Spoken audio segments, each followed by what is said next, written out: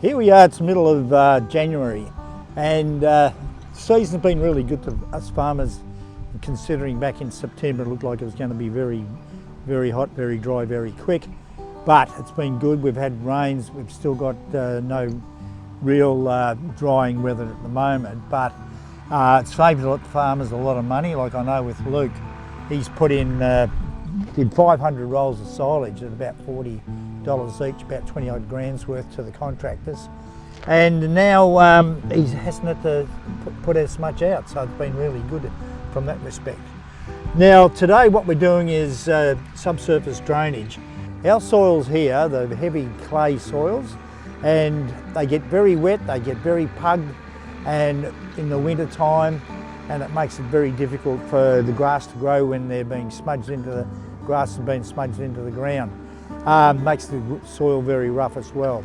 Subsurface drainage in a place like this will, the drainage, mould drain goes through at around about 18 inches into the ground, and it goes through what we call a collector drain. The collector drain is about a foot wide, goes down about 1 metre or more, has a lot of scoria in it, and top of that we actually put in aggie drain, a slotted drain, which will, the mould drains will actually go over, and that's where the drainage goes from the moulds, and that will lead into a dam or something like that. So what it does, or into a creek, and it sort of lowers the water table. And what that does, it actually fractures the ground as it goes through the mould drains, and they, on the end of the bullet-like, there is also an expander, and what that expander does, as it goes through, it expands the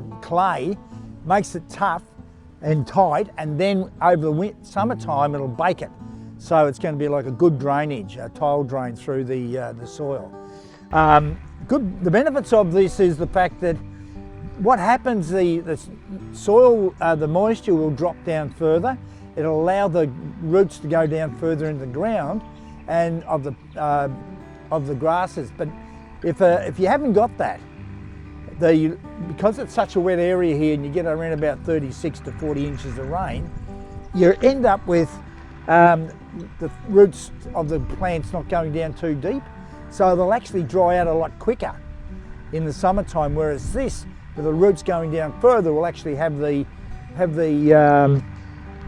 grass that hang on longer. So it actually, the reverse of what some people think is making it dry. It doesn't actually dry the soils out, it'll actually go on further, so you grow more grass. And that, in conjunction with our being a grass farmer, we have a lot of paddocks. Cows don't come into a paddock for an average in a normal year for about 26 days. So this, in conjunction with subsurface drainage, in conjunction with our long rotation, grows, it means that cows are going to have plenty of grass when they get into that paddock in 26 days time. And not only that, it's going to be not as much pug damage because of the drainage we've done in conjunction with our grazing paddock.